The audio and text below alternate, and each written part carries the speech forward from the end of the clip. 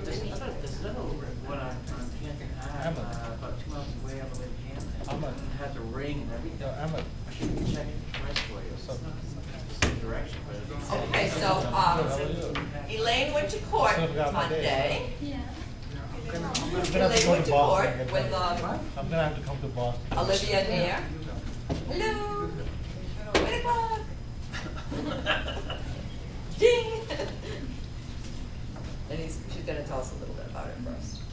Go ahead. Well, it was very informal, like you said. The judge seems to like goof around with the lawyers. What did you just say? The judge goofed around? Yeah. And there was a case with a boy who vandalized, and the judge said he wasn't eligible for the court appointed lawyer, and the mother just said, okay, we're gonna say he's guilty. The mother said what? Okay, he's guilty. We know he's guilty. And then she just incriminated him. I thought that was kind of interesting. So what did the judge do? He said, that's not for you to decide. And it was just a hearing for, they have to get a lawyer or decide. They probably get a lawyer. So when they checked in with probation, that they were of financial means, that they could afford an attorney, was that Yeah, they weren't eligible. So the case was that, so he was, obviously this sounded like it was his arraignment, his first Yeah. appearance before the court. What else? Did they talk about his right to jury trial? I'm not sure. It was a preliminary hearing. So Yeah. It was very brief. They came in and out. Okay. They just scheduled for the next hearing. Okay. Yeah. All right. What else? There was another case with a mother. She couldn't breastfeed anymore because she was taking drugs or something. I think they took the baby away, so she was kind of emotional. So there's a lot of that. So now notice the first case was the arraignment of a delinquency case. Now what Elaine is now talking about is probably what we'll be talking about for the next 4 weeks. Sounds like it was a parent protection case. Now, other than the fact that the kid was appearing for his arraignment, he didn't have an attorney yet, but he certainly had the right to counsel. When that second case was called, how many people were in the courtroom for that case? Did you understand sort of like who the players were? Who the attorneys were and whatnot? There were a lot of women attorneys. A lot of attorneys, Yeah. period? Yeah. Could you identify who the attorneys were? What their roles were? Yeah, the state and her son. So there was a Department of Children and Yeah. Families attorney, there was an Social attorney worker. for the mom. Mhm. Were there any other attorneys? I don't think so. There was an attorney for the child? I don't know. They didn't really. I don't think I caught that. And it was probably on for a quick status Yeah. hearing. Elaine and Olivia Neer from the night class, from the online class, actually sat in the first session. And that's what most of you will be doing. And the first session tends to hear sort of a lot of different things. Same thing with even an adult district court. So do the best you can in terms of like understanding the players and what's going on. As we progress in our syllabus, you'll also, for example, you'll probably look back, Elaine, and some of the cases will make more sense later on, once we get into the procedures and the case law and whatnot. I asked Olivia to email me later on that if there was anything she wanted to talk about, and she mentioned, and I don't know if you remember this or not, Elaine, that there was some talk about a 10-year-old and whether a warrant would issue. Yeah. Do you want to tell the class about that? 10-year-old was accused of stabbing another kid with a pencil. Oh, you dropped the ball right away. I wanted to say that. So because they were talking for a while about it, whether the warrant should issue or whatnot, and what were the charges, and then the judge said something like, "Can I ask what the deadly weapon was?" And there was chuckling, and it was like, "No, it was a pencil." So, anything else? They just wanted to contact the school and try to get him in for a hearing, so that's what they did last week. Okay. All right. Thank you. All right. Anybody have any questions of me? So I'll start scheduling other people in the next 3-4 weeks or so. We'll be going every Monday, 2 or 3 people. All right, now.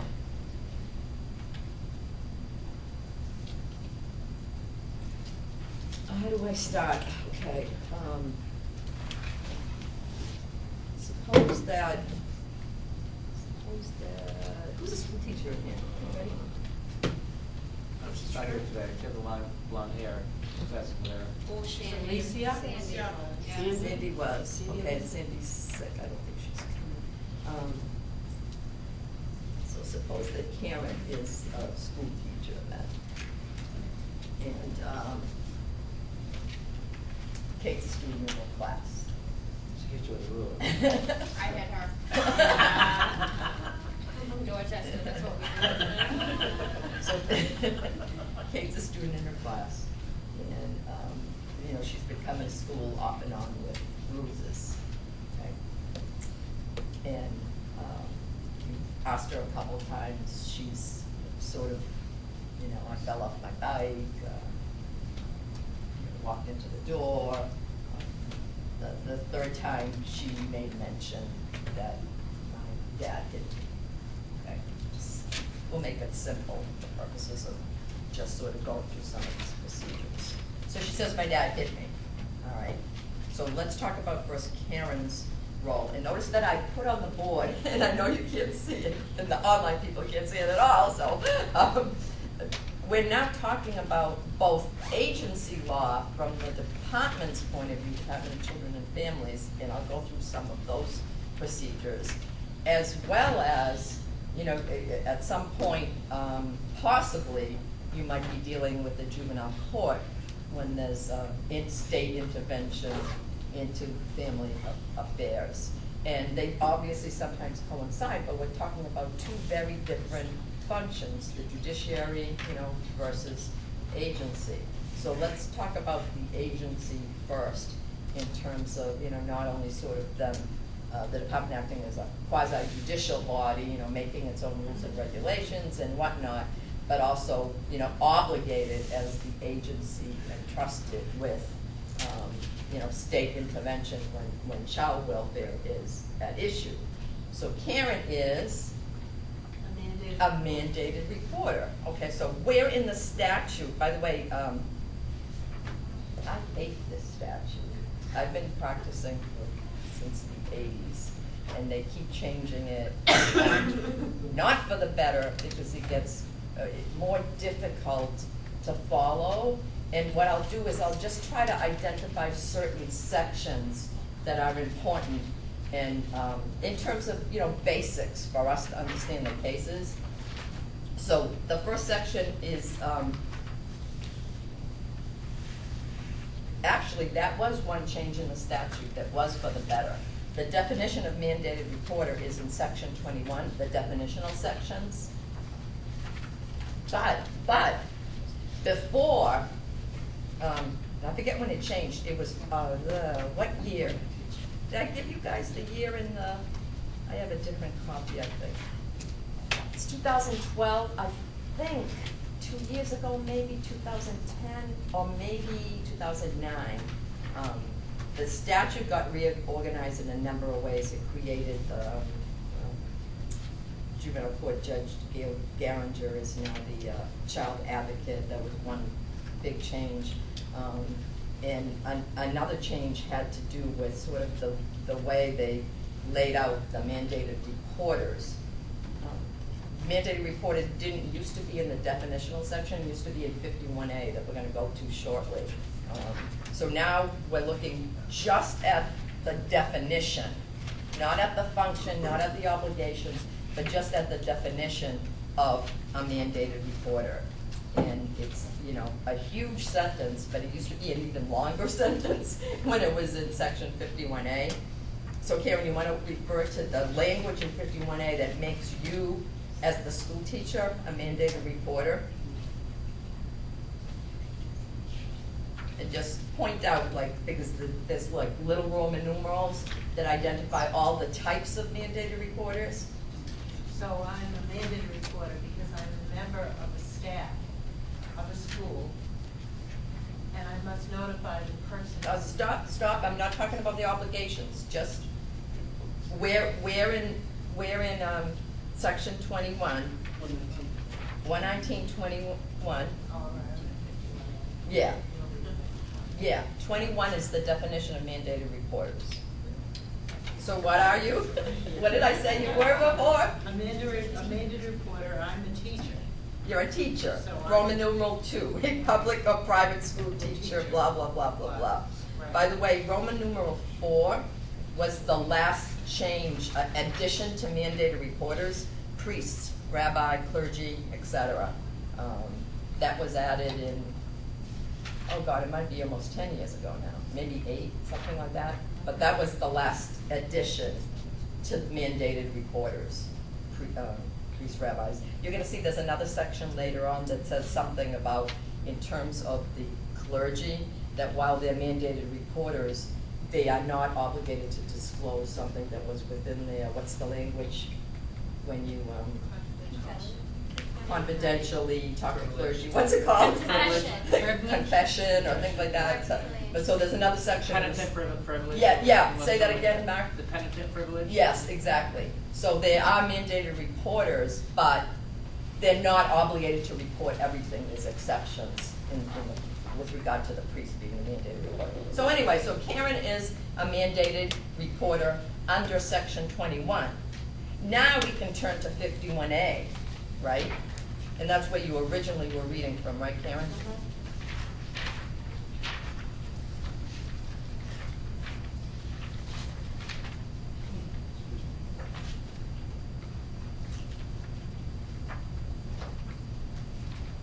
Okay.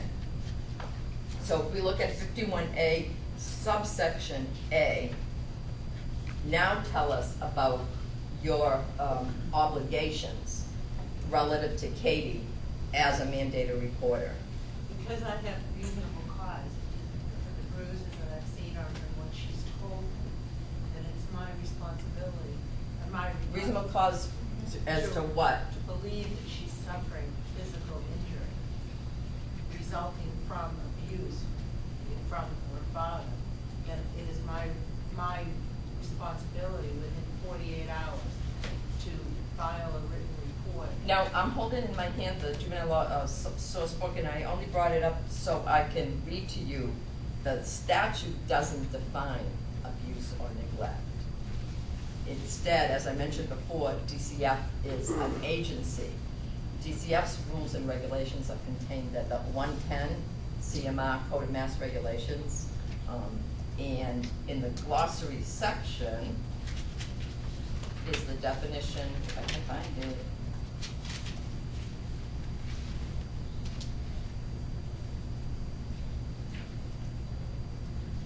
Okay, I found neglect. Why can't I find abuse?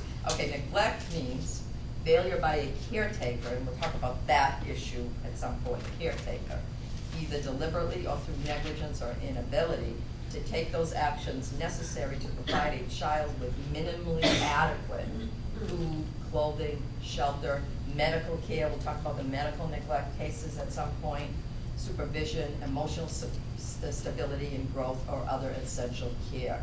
Provided, however, that such inability is not due solely to inadequate economic resources, so you can't fault them for being poor, or solely to the existence of a handicapped condition.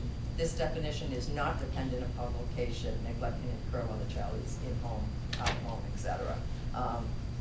And you mentioned physical injury, Karen, and emotional injury. So there's definitions of that, of those as well. Physical injury can be as serious as death, but as maybe not so serious as the situation that I just gave you guys. Soft tissue swelling or skin bruising. This is in the reg. Soft tissue swelling or skin bruising, depending upon such factors as the child's age, circumstances under which the injury occurred, and the number and location of bruises. So, do we need more facts to discuss Kate's situation in terms of Karen's obligation? Karen said she needed, so in her professional capacity as a teacher, she has to have reasonable cause to believe that Kate is suffering from physical injury resulting from abuse by her dad. Let's see, let's make her, how old do you want to be?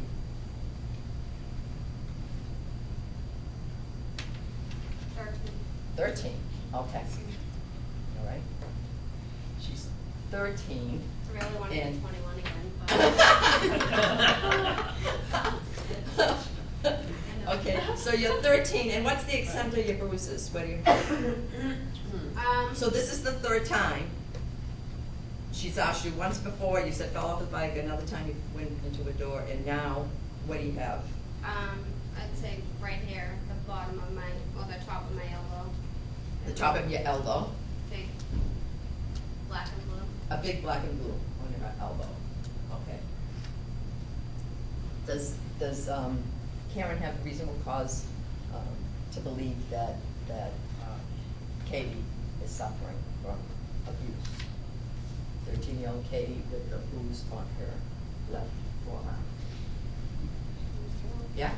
Yes, Did because Biba? yes, because it happens more than once, so, one time it could be, she could be fading, but if it keeps happening, then she has a reasonable suspicion. What about her age? Yeah. I can't remember which one it is, but I remember reading that at age 12, the child is considered competent to give a statement. So since she's 13, and I think we said that she said to the teacher that her dad hit her, then that would go towards a reasonable cause to believe. What did you say at the beginning? Wasn't there a statute in here or some, like, I can probably find Yeah, it. if you look actually at section 1, and it only refers to department proceedings. Section 1, towards the end of it, mentions that there's a presumption of competency that a child who has attained the age of 12 is able to offer statements, okay? But it applies, again, only to department proceedings and not to court proceedings, but certainly this Well, I would could still become a say at the department age of proceeding. 13. But, yeah, so at some point, in terms of Katie talking or having any communications with the department, there's this presumption that she's competent. Doesn't go to the court proceedings though, the presumption, it only goes to the department proceedings. But what I was asking sort of about is there, do you see a difference between maybe, a 13-year-old with a bruise as opposed to, say she was in kindergarten and she had the bruise?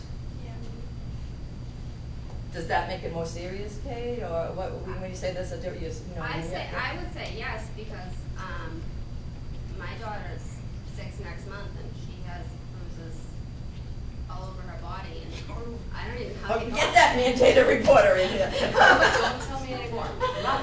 But honestly, I don't even know how she got them. I was actually thinking the other way around, that maybe it's more No. serious the smaller that they are, I don't know. Like, she tells me the I just other put the word day, reasonable cause on the board. she tells me the other day, she's like, Mommy, I got this bruise when we went ice skating, and I'm like, no, that's not the bruise you got from ice skating, and yet I don't even know where that new bruise came from.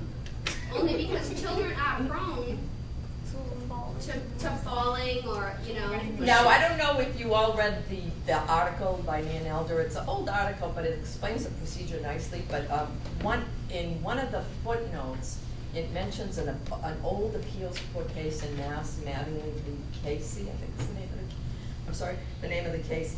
And actually, it was before the Tort Claims Act. When, now you can sue the department up to $100,000, for negligence and whatnot. But what are the poor girl kept going to school, beaten, and in and out, 51As back and forth. Well, in the end, and she's living either with her mother and stepfather or vice versa, and in the end, she's pretty much beaten into a coma. And it's the biological parent who, wasn't living with her that brings the action. I forgot if she actually died. But in terms of the department's obligation and the mandated reporters and so forth, there's a famous quote in that case that says something like, not every bruise amounts to abuse. Not every bruise has to be reported. So that's why I'm sort of bringing this up a little bit, that it could be, I mean, again, depending on the situation, the extent of the bruising, the age, the circumstances, Karen may or may not have the obligation under 51A. But let's suppose for purposes of our discussion that she does, so we can take it to the next step. What? Does she have to inquire further? She has the word hit. I mean, he hit me. Well, they were playing hockey and her father hit her. Right, and you know, as a teacher too, being a mandated reporter and perhaps having for the child to even be able to say that to the teacher, chances are there's some sort of relationship where the child feels safe enough to report it to the teacher. So it's more likely that Karen would have a further conversation. Other Karen? I am a mandated reporter. Yes, she is. I'm glad to hear from you. Karen is a GAL, guardian ad litem. And I got that way by being a licensed independent clinical social worker. Right. So I'm a therapist. Yeah, And yeah, you gotta make the call, you gotta report that. Yeah, If it said I was hit by my parent. Right, right. You got it. You know, when you're a mandated reporter, it's not your job to try to figure out whether the abuse occurred. And whether second guess. And remember, I threw the term reasonable cause on the board. You're going to see this over and over and over again. And while it's not that clearly defined, it's a very low threshold. Reasonable cause. Reasonable cause. You don't have to, you can have doubts. You can have doubts whether in fact it was abuse, but all you're doing is reporting. So it's your duty as a mandated reporter, if you fall in any of those categories, to report to the department. And you pretty much have to report. Now, she's a teacher, so her superior, you know, it's a different sort of hierarchy when it's educational or medical setting. But for the most part, they're going to report right away orally, and then they're also going to put it in writing as well. Mark, you had your hand up. Yes, before. I was going to say, aren't these children who are usually battered more apt to deny it or not admit to it because they've been threatened with more force if they have? Yeah, and you know what? Do you find them denying they're being beaten, or do you? Well, It could be just learning how to ride a bicycle too. You have to actually question where the bruise. And that's a very good point. In terms of the threshold inquiry, it almost doesn't matter. It will actually be discussing this issue when we get into the child sexual abuse. I have a very old but a real case that we work on, and that's one of the big issues in CSA and child sexual abuse, what you just brought up. Yeah, so that could very well be the case, but again, we're just talking about the threshold obligation of the mandated reporter. Just one final yeah. thing. You do, as you're referring to, particularly in the sexual abuse cases, you have to be very, very careful when a kid says, I was hit by my dad, because any questions that you then ask, you know, depending on what your capacity is, you know, now, this could be a criminal investigation now. Somebody could be being charged with a crime. So it's not just a kid says something and now, I'm going to ask 250 questions. And you have to be right. Well, and the reporter is not the investigator. Right. But what Karen is also bringing up is the whole issue of suggestive questioning and the type of the correct way, you know, sort of to investigate and to talk because to I can kids see a and situation whatnot. like that where my kid hit me. But did he hit you accidentally skiing, playing baseball, or was it? You have to go one extra question, because there could be a situation where the kid in his mind thinks that hit me, but didn't see it as a violent thing, because it might have been in a sports. But you have to be careful as the adult asking the child questions. What you just said is not the correct way to do it, because what you've then done is it's almost like, remember when we did the golf, you did the direct and cross-examination. You want the child to be able to tell his or her story. So you want to ask questions like what, when, where, how, why, so the child can tell you. So you don't want to say, was it a skiing accident? Oh yeah, it was, or, you know, right? But again, we're only talking about her reporting it, and it's, you know, now, you know, then we get to the department's duty. Now, when she reports it though, there's a screening process. So, I mean, Karen mentioned before that perhaps it's the subject of a criminal investigation and whatnot. You know, so supposedly the injuries were much more serious. And besides Karen reporting it, maybe a neighbor already did, or a doctor already did. So it's possible when it gets screened in, it's possible that when it's brought to the attention of the department, it might be screened out because there's just multiple stuff, you know. So, or she's 13. Suppose it was her boyfriend that hit her. And Karen doesn't know, she calls the department. Well, it's gonna get screened out, okay? Because the boyfriend is not a what? A caretaker. So in terms of neglect or abuse, the statute only applies to people who are caretakers. So, you know, the department might then refer her to the, you know, district attorney's office, but it would get screened out on that first call. And that's the end of it. But we're gonna talk about cases that get screened in. It So, was my dad. what's that? It was my dad. So it gets screened in, and then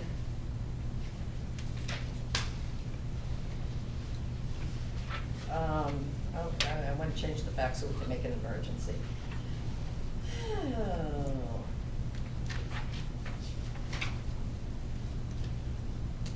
Let's change the facts totally, and the mandated reporter is now a cop who gets called to the scene of a domestic disturbance.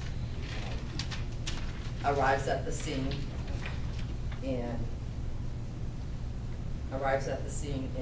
Leslie and Ahmad are fighting. And Leslie beat the crap out of Ahmad.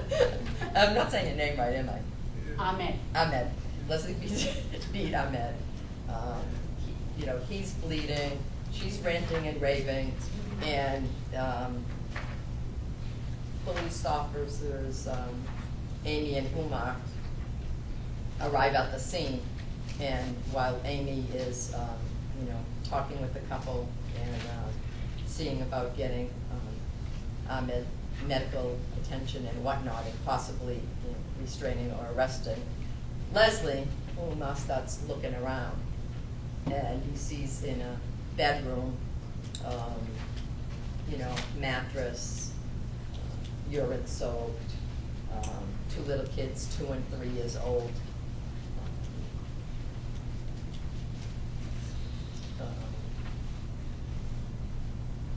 Joe and Karen. Karen's the 3-year-old, she's mothering Joe. It's okay, taking care of the 2-year-old. They're not dressed adequately, you know, looks in the fridge, there's no food, etc. All right?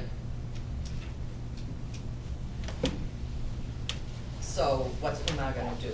He's the mandated reporter. And he said, oh, what's going on here, right?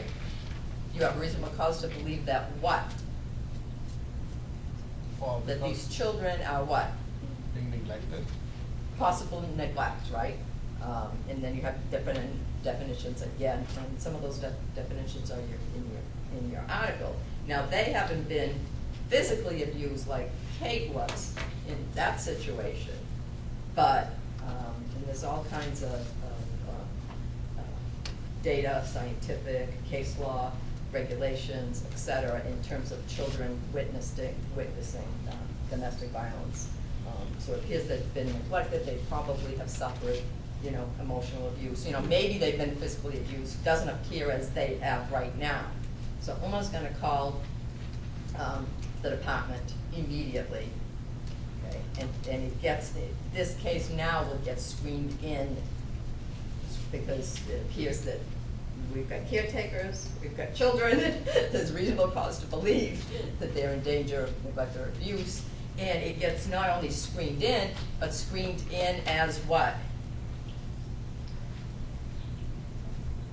Custody hearing? Not yet, that's way too early for that. What has to happen? In the apartment, right now, we have the 2 cops, 2 parents, and 2 kids. How does the department get there? Protection of the child. You have to remove them. Wait, the department's not even there yet. Okay. Right? How does the department get there? What obligations are we talking about? Point to the statute. To the 51A, report of suspected abuse and neglect of a child. And they can then order an emergency removal with a hearing within Wait, 72 we have to hours. get them there first, right? Now we need to be looking at 51B. So 51A, all 51A is a reporting statute, right?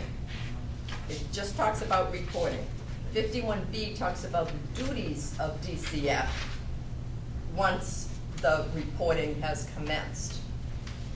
So we want to look at 51B subsection C that talks about emergency.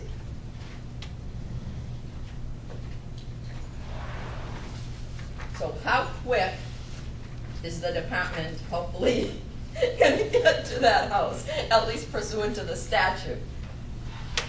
Police are waiting. I mean, one of them needs medical attention, the other one's going to get arrested. The police are there. Okay, what about the kids?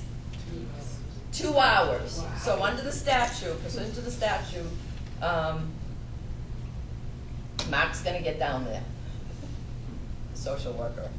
It's going to come down to the house within 2 hours. He then has, ultimately, if he removes them, he's going to have also 5 days to complete what's called the 51B investigation report. So he comes to the house, and then what? So now we're still talking reasonable cause, right, as the standard. So Mark, articulate what your duty is once you, in terms of once you get to the house and see kids and whatnot. The duty then is to make a decision based upon reasonable cause that there could be abuse, not at the trial of affair, but enough to warrant removal of the child from the house on a temporary basis until an adjudication can be made within, I think, 72 hours. 2 hours. So Oh. in terms of emergency, what do you have to be satisfied of? That there's abuse or neglect, and I can then have Just that there's abuse or neglect? Immediate danger. an immediate danger, perhaps. Yeah, that the child's health or safety is in immediate danger to warrant removal. So that's 51B subsection C. Now again, he got there in 2 hours. He's got 24 hours to do some interim report, but in essence, by 5 days, he's got to complete the report. Now, that's his duty pursuant to, the agency's duty, but now the children have been removed. Then think back to our case law, when we talk about the parens patriae and the right of the state to intervene, and we're now talking about the state's police power, because Leslie and Ahmed are the parents. They have custody. They have the right, remember, the 14th Amendment right to bring up their children in the way that they please. What gives the state the right to intervene? Think, for example, of the rationale in the Prince v. Mass case that we read in terms of child welfare. That certainly gives the right of the state to remove the children initially, right? Because the children, according to Mark, are in danger of further abuse or neglect if they're left there. Right. But what does the state then have to do? Because they have rights, right?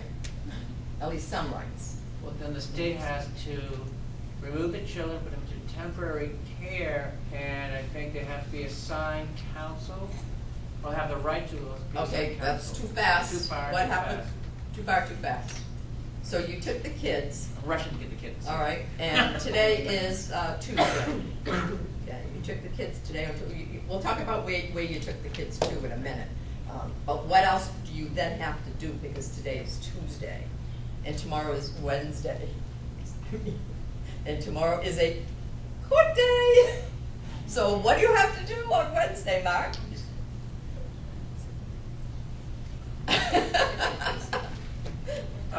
Violent care and protection. Yes, he does. Why does he? He has to go to court the next business day.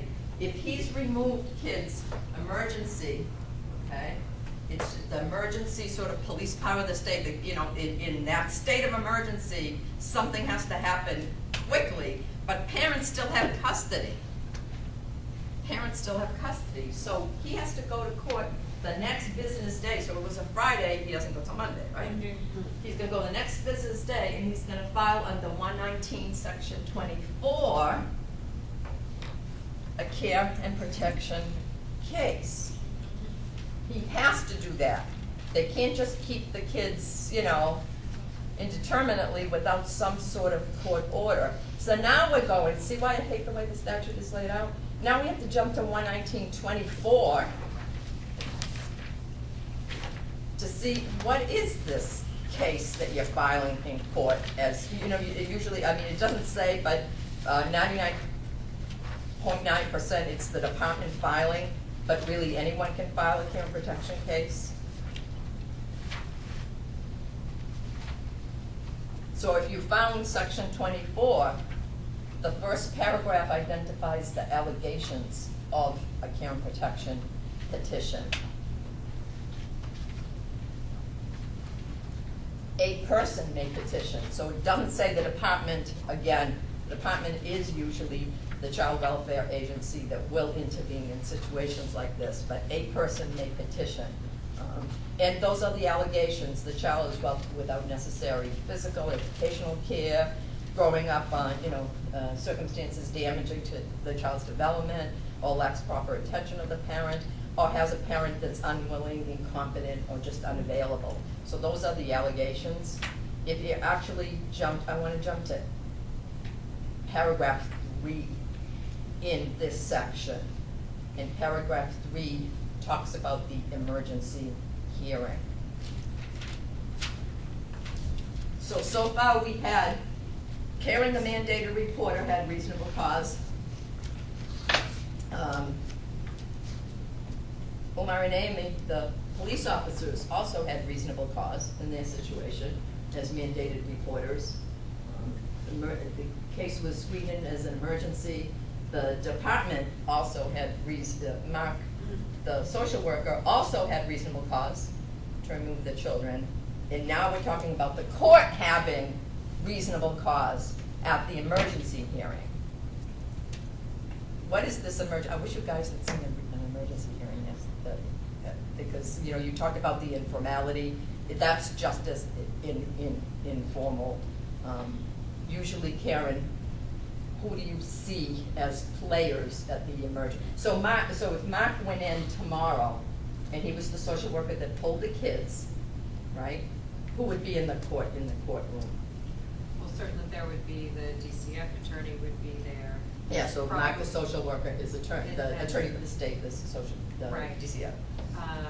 And then I would guess it might be the whoever's on duty that day, the duty attorneys might come in for parents at that point. But I've actually never been to one of those. Oh, you haven't? Okay. No, I See, get appointed later. Karen just mentioned the duty attorney, and usually the duty attorney is for the delinquency cases. Oh, okay. And they're usually the defenders, so, you know, seriously, think of what a preliminary injunction, or I'm not that familiar with the civil proceedings. When you want to go in to get something quick, right? Usually it's just you and the judge, right? And then you give notice afterwards because it's an emergency. Yeah. So typically it's going to be Mark. DCF lawyer, just because DCF, they're there all the time, poor things. But that's when everybody gets appointed. So, you know, unless the parents just, you know, I mean, they know about it, the kids were removed and they physically came to the courthouse, they're likely not there. So it's very informal. All the judge has to be convinced about this reasonable cause, again, that the child is suffering from serious abuse or neglect, or is in immediate danger of serious, and immediate removal is necessary to protect the child from serious abuse and neglect.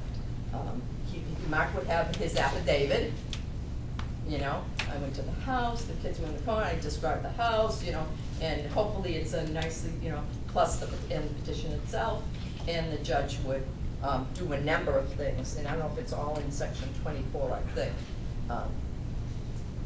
So the judge will now appoint counsel, and that actually counsel is under section 29. You don't have to really turn to it right now, but the judge appoints counsel for who? Who do you think? Child. The two children, Joe and Karen. The parents were Leslie and Ahmed. More than likely, are they both going to get one attorney? Separate. Karen? Separate. Why do you say separate, Katie? Because Katie has been interning actually with Anna Elliott, the low juvenile court, so she has seen some of these proceedings too. So why in the situation that I described, the domestic disturbance situation, why would Leslie get a lawyer and Ahmed get a different lawyer when they're married or together or whatnot? Because they both could have conflicting interests in regards to the children. Such as? Well, one could, when the C&P is open, it would be, there would also be the allegations of the abuse from Leslie. And with the removal, it wouldn't be possible for her to ever be able to, I don't mean ever, it wouldn't be possible at that point, at the hearing, for her to get the children back with those allegations of abuse. But the Yeah. father might be able to step up to the plate and say, you know, I have housing elsewhere, you know, even though the C&P is open, and still be able to have his children with him. Next week, we'll be talking about some of the issues surrounding the domestic violence cases. But, you know, Ahmed may be suffering from, you know, severe PTSD. He may have been abused, you know, a long time by Leslie and possibly previous relationships or whatnot. And in terms of the children, he may not, you know, may not be able to help himself, and certainly couldn't protect his children because of the abusive relationships. And later on, when we get through, you know, DCF doing a service plan or whatnot, you know, the service plan might even say things like, you know, sort of owning up that the, you know, that Leslie is the aggressor, that perhaps Ahmed needs to be getting restraining orders, and what, you know, so seriously, you know, what Katie said is absolutely true, that they certainly, it looks like at least at the outset, even if they're presenting sort of a united front, they may have different interest, and more than likely the court should appoint separate counsel. But yeah. I thought that the court had to appoint separate counsel because I thought that they had to. That's what I have seen done, regardless of what the issues are, regardless of the married status or not. Because I've seen married couples living together who will be together till the end of time, and they are both, and they get separate counsel. Yeah, and I think it's done sort of prophylactically, because you don't always know at the beginning what the different interests are going to be. Which is why I thought they always What did. wasn't always done, and later on you're going to read when we get into role of counsel issues, what wasn't always done is separate counsel for children, when sometimes it does become evident, especially when, you know, there's older, or there's allegations regarding one but not the other and whatnot. But let's just say for this case that we have just one counsel for the, you know, they're both very close in age. It's evident that in terms of the allegations, it's pretty much, you know, similar. But just keep in mind, and we'll talk about that later at some point, that there are situations where children also get separate counsel, you know, depending on the situation. So that's section 29 in terms of counsel. And remember that, you know, we talked about getting counsel as a right in the Galt case, and that was because Jerry Galt's liberty rights were at stake. So a Kim protection case is not a criminal case. Why does Ahmed and Leslie, why do they have a right to counsel? Why do the children, Joe and Karen, have a right to counsel? Because it was a, you know, think of an ordinary, you know, like a contracts case, which is a civil case too. You don't have a right to counsel, you need to get your own. Leslie? I would think because as parents, we're losing the liberty of having our children. That's our right under the Constitution. That's your right pursuant to the line of cases, the family rights cases that we just read in the last 4 weeks. Parents have rights to raise their children. So the way that's, they see fit. you know, again, there's a Supreme Court case that I didn't give you to read. It's Lassiter versus DSS, I think, Department of Social Services, that actually stands for the proposition that parents do not have that constitutional right to counsel in proceedings like this. But again, the Massachusetts as a state can afford more rights. So, you know, there's an argument both ways that this is really in the nature sort of a civil case, and therefore, you know, it isn't as fundamental as a child faced with delinquency that's going to be jailed possibly as a result. But in any event, we afford counsel in Massachusetts by statute, section 29. So the emergency hearing, again, is reasonable cause. And what happens by not only statute, and the statutory change or insertion was recent, but always by regulation, and again, this is the department as an agency. Once the department takes custody of a child, right, it not only has, and that's in your definitional section, under the word custody, the right to terminate child's place of abode, for example. That's, again, that's the department's right and power and so forth, because now the department is parens patriae, is like the parent. I have custody, I have the right to determine the place of abode. But you've also got to, as the agency, and you know, Mark here, he has to follow the agency's regulations in terms of placement. And there's a hierarchy, you know, he's got to go to family first. So suppose that there's, that, you know, Leslie has a sister who lives in the same town and so forth, and she's available, and the department, you know, can maybe quickly investigate her. It might take longer to do a longer in terms of family placement ultimately, but one of the first things you're going to do is you're going to check out whether a family placement is available, and you know, you're going to inquire. In the heat of things, you might not even know, and you might overnight, you know, place them in a foster home that you know of that's always been reliable, etc. But you do have to look into family placement, because that's, you know, you should be favoring family, and that's according to your regulations. Yeah. Now, I can envision a case where this is a civil case and you're dealing with suspected abuse, but then it could quickly transform into a criminal case if there's severe abuse, in which case you do concurrent with severe and juvenile? Hold that. That's a whole other discussion that we will get to. Okay. So right now, we're just talking about it being a care and protection case, but certainly, especially when we discuss the sexual abuse cases, where there would be more than likely it's be recorded indictment, and then, you know, you're talking about all kinds of issues there. So you're going to be placing, you know, with relatives, again, if they're available, if they're okay. Right, it's always been regulations. There is somewhere, and I don't know what section it was.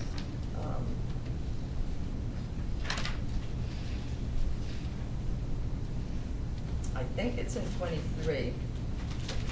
Responsibly to provide foster care.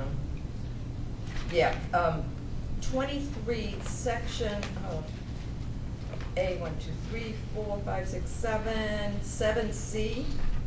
Whenever the department places a child in foster care, the department shall immediately commence a search to locate any relative, blah, blah, blah, who has played a significant positive role in the family. So that, I don't remember when that section was added to the statute, but it used to be only contained in the regulations in terms of the departments. But all you have to remember is that, you know, that's the department's right as the custody to make decisions now, because parent no longer has custody, at least temporarily. But in terms of those decisions, they still have to comport with guidelines in terms of family. So, you know, the department has a vested interest, parents patriae, in the health, safety, welfare of these children. So the best place, usually, for children is with people they already know, their relatives and whatnot. So that's what Mark's gonna attempt to do. Now, that emergency order that the judge just made, next business day, is only good for 72 hours, according to the statute. So the next paragraph talks about this 72-hour hearing, or the temporary custody hearing.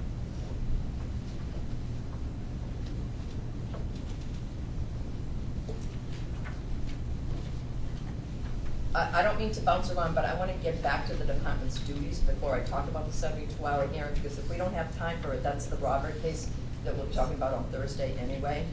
So remember what we said is the department screened in, and as a result of the 51B, now what Mark's going to do, regardless of if it was an emergency or a non-emergency, he's going to come up with the results of his investigation, right? So getting back to 51B, he also has to be convinced by the end of his investigation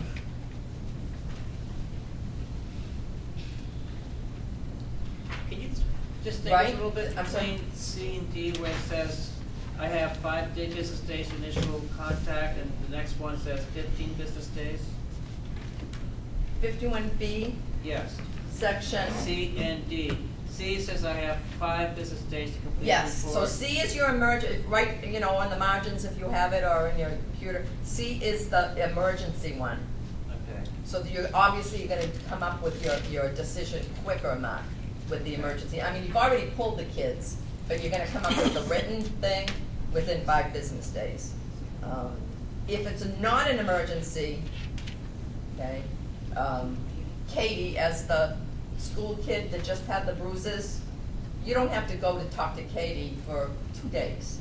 You can go in 2 days and you'll still be okay. And then you have 15 days to finish your investigation in Katie's situation. In any event, at the end of the 5 days, if it's emergency, at the end of 15 days, what you're gonna then do is substantiate, it used to be support, and I always wanna say support, but I think it's called substantiated now. It means the same thing, right? So you now are still, and it's still reasonable cause. You believe there's reasonable cause to believe, you know, that the initial report can be substantiated, that, you know, that Katie is in fact being neglected or abused, that there's reasonable cause to believe that a caretaker, in this case her dad, or if it was in the situation with the domestic disturbance, the kids are, and so forth. So that's the result of your 51B investigation, and that's in writing, so you were the 51B investigative social worker. But then, so if you supported it, the department still has now this continuing duty, because the department's duty is to strengthen and encourage family life, help families and whatnot. So now the department, after Mark is done, will do sort of a longer look at the family, and it's called the assessment process. And I think that's done from initially, and I think they have 45 days to finish, you know, that particular process. And then 10 days after that, they come up with the first of the dreaded service plans. As attorneys, we see those a lot. Well, sometimes we don't see them, we have to beg. So basically 55 days later, pretty much,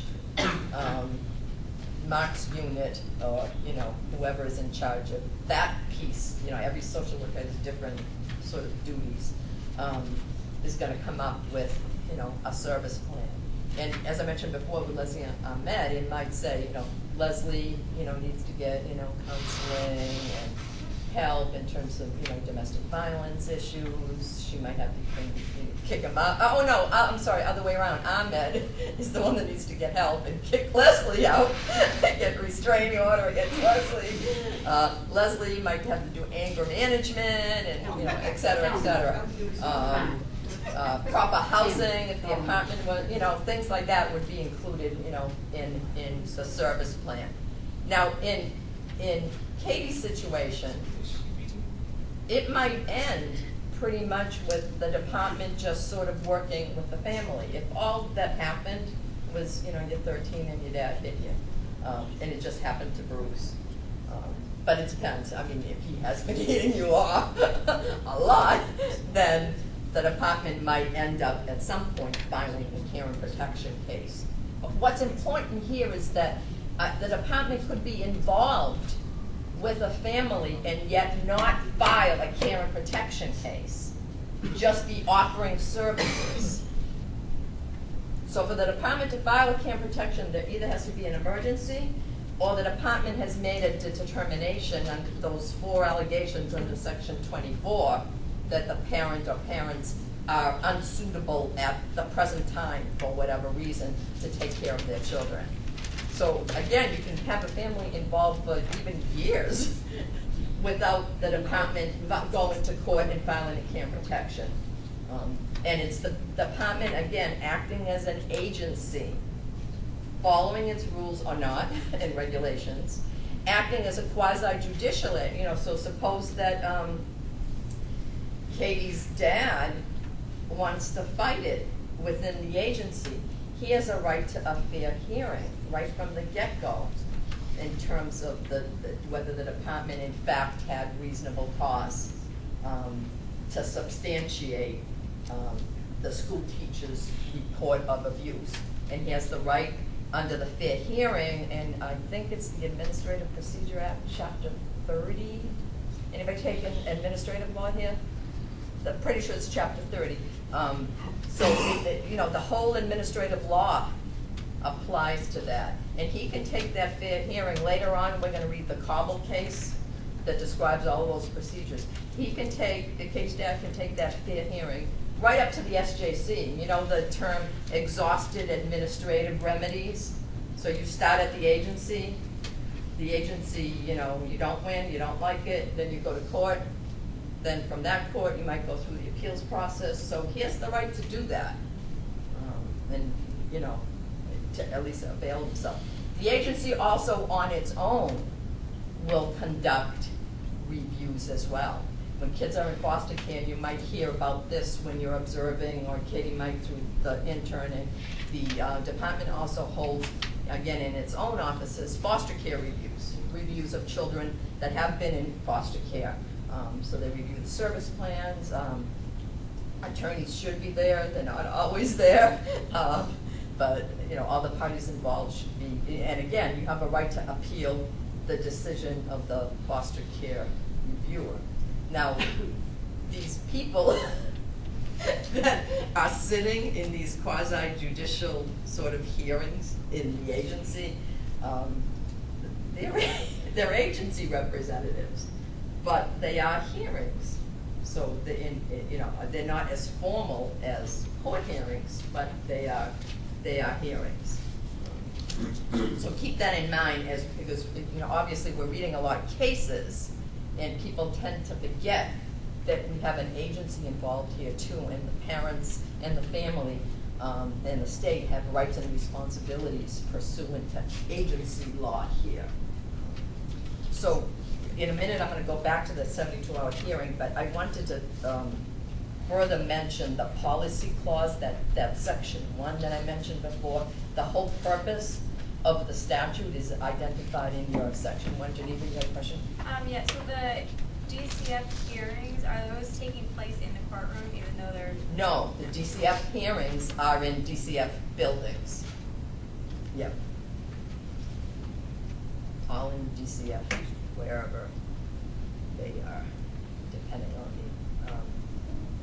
the area that you're involved in. The reason why it's called the Care and Protection Statute is because the very first sentence says, It is hereby declared to be the policy of the Commonwealth to direct its efforts to the strengthening and encouragement of family life for the care and protection of children. So that's the purpose. The third paragraph gives you the standard, the health and safety of the child. The fourth paragraph gives some identification of this best interest test that we'll talk about more when we talk about the termination of parental rights. And then the next paragraph talks about what we mentioned before that was brought up by Stephanie about the age of the child, the presumption of 12 in the agency proceedings.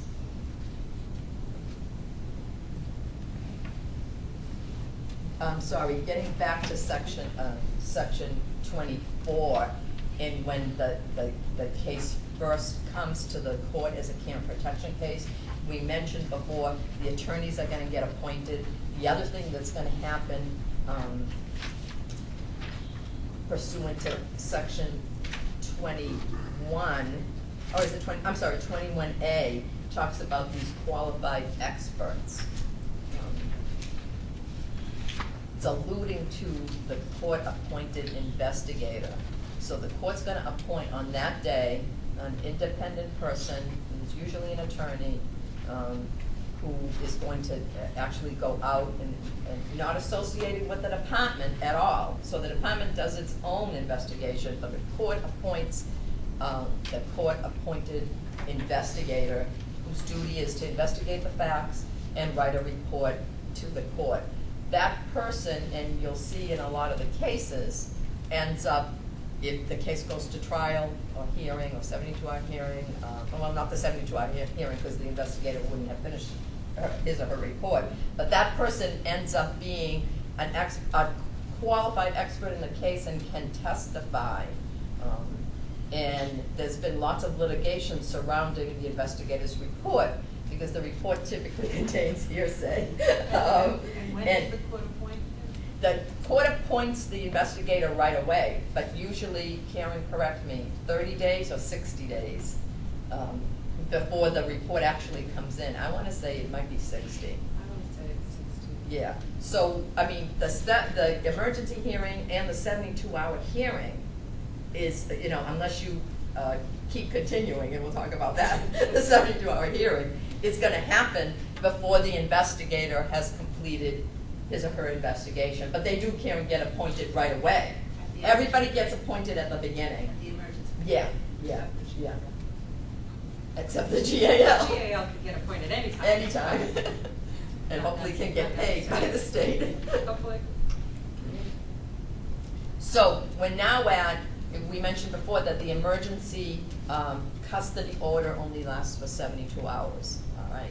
And in fact, even if it wasn't an emergency and the department had filed, you still would have the right to this temporary custody hearing. And that hearing does a couple of things. One, the court determines whether, pending the hearing on the merits, whether the department should have custody or not, right? Look in the statute, is there any standard for that hearing? So if you look in 24, it talks about reasonable cause for the emergency, but then the next paragraph says, at that time, meaning 72 hours later, the court shall determine whether temporary custody shall continue beyond 72 hours until a hearing on the merits, and then the court shall consider it. We'll talk about 29C in a moment, but the statute does not identify the legal standard, the standard of proof for the 72-hour hearing. What does identify the standard of proof is the case you're going to read for Thursday, the Robert case. And you'll see that the standard of proof, we'll talk about in more detail, for the 72-hour hearing is preponderance of the evidence. So now you're raising the ante. It started at reasonable cause because it was an emergency, all right? Now the parents have lost custody of their child temporarily. They have the right to come in and have some sort of hearing on that, right?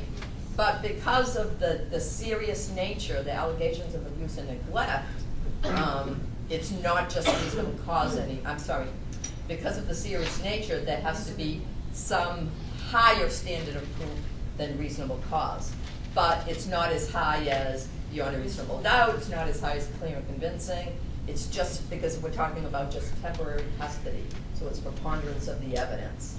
Now, I joked before, and Karen was laughing too, when I said that the 72-hour hearing might not happen until 60 days when the investigator comes in. Parents, of course, have the right to stipulate, number one, as to temporary custody with the department. You know, maybe Leslie and Ahmed feel like they really need time to get their act together. They're afraid of what unfavorable facts might come out at the 72-hour hearing. They might say, okay, we know that we have the right to a 72-hour hearing, but we're fine. We're fine. You can have the kids for now. And that doesn't mean they've lost parental rights. All that means is they're stipulating that they don't need to have the 72-hour hearing. So that could happen, and or the 72-hour hearing could be continued. It could be continued because of court time.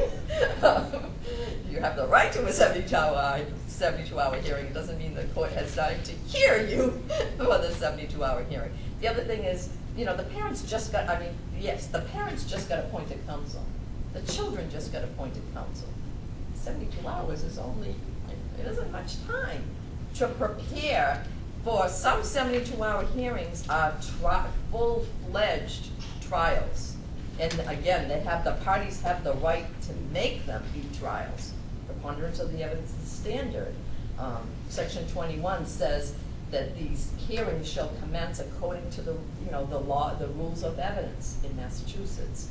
The exceptions are, those sort of hearsay exceptions in terms of the investigator's report and that sort of thing, and the sort of informality of the proceedings. But for the most part, parties have the right to, direct examination, cross-examination, and objections, and introduction of evidence, all according to the common law. So you need time. If you're parents' counsel, you just met Leslie. God, you need time with Leslie to prepare your hearing. So you might stipulate to a continuance, okay? Would you believe that since I started with the interim in December, every case that we've been on, there's been stipulations, and as a mother, I just shake my head. Even today, we had a termination of parental rights, at which the mother stipulated. I was like, it blows my mind the amount of people. They have all these rights, and they say we're fine for whatever, and there could be many reasons. Serious psychological, economic, all kinds of reasons why parties might do away with their own rights. Joe? If the court has taken, if there's been an emergency removal, the 72-hour hearing has to happen. It can't not happen because of the court schedule, right?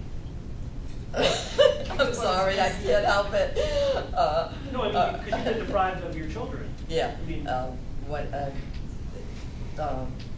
Elaine at least has met my dear friend and associate, Ilya DeFilippis, who's also a great juvenile law attorney, trial attorney, and graduated from here. And she should also be a stand-up comedian, because one of the things she says is that here's the judge, and the judge is saying, you have a right to an attorney. If you don't have an attorney, you be appointed an attorney for you, have a right to a speedy trial. And then the judge looks through his book and says, how's August 1st, 2013? So, I mean, there's the reality, there's the rights according to statute and whatnot, but there's also the realities of the backlog in the court schedule. But you're right, you have the right to it, whether in fact it happens. So it could be a longer period of time that you would have to It go. certainly could be, And it certainly is not fair, because, parents have been deprived of custody, and the department, whoever the petitioner is, should, prove by preponderance of the evidence that children are in fact, in danger of continued neglect or abuse. Karen? I think it's very difficult sometimes for the court to manage its schedule. Sometimes I don't think they do a good job, but sometimes I think it's also hard because Right. you gotta remember the schedule for the day has already been made. Right. Okay, and so you have an emergency. That's and right, the that comes schedule in and that so takes there are up, or you might have trials. more than one Right. emergency. You have trials scheduled for that day, you have witnesses coming in on that day. You can't necessarily, I mean, those people have been waiting for their trials, so, sometimes there is a juggling act, but sometimes they do a lousy job, Yeah. too, absolutely. Yeah, yeah. But- So, I mean, that's it in terms of the 72-hour hearing. Now,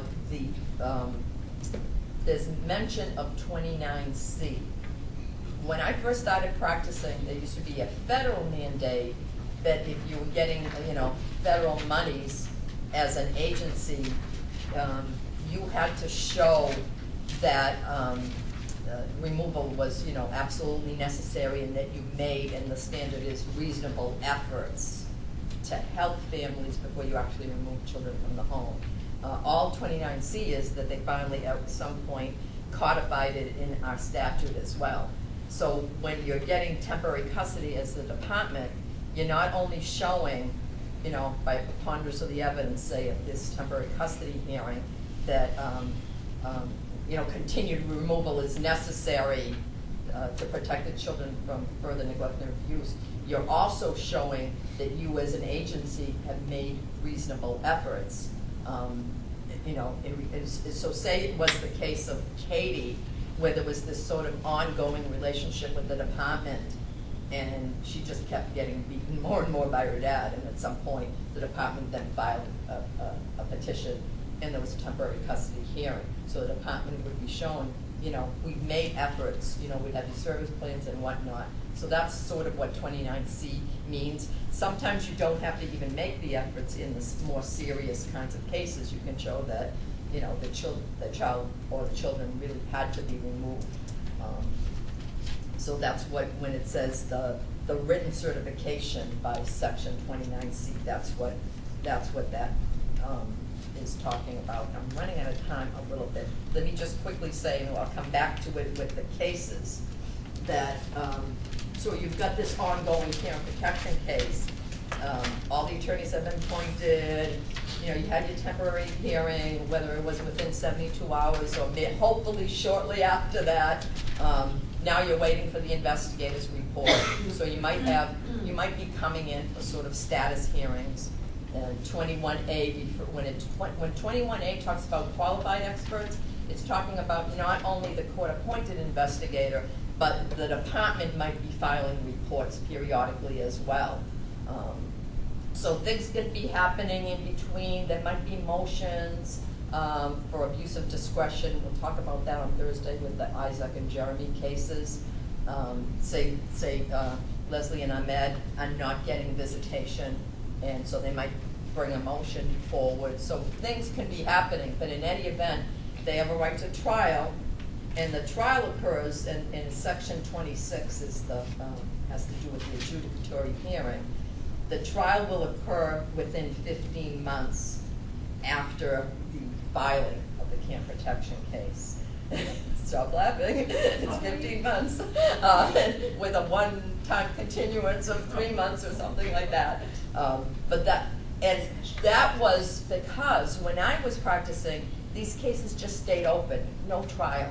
You just keep coming, the kids would be, 12, 13, 14, in the department's custody, in one foster home out of the other. So this 15-month thing was to hopefully, move things along, and if children should be, freed up for adoption, or, get these cases to trial to adjudicate and make some decisions. So within 15 months, they have the right to trial, and now we're talking about, because the parents can now lose custody permanently, it's not preponderance of the evidence anymore. The burden of proof is clear and convincing evidence. And that's the Santos case that you're going to read for Thursday. So it's clear and convincing evidence of unfitness.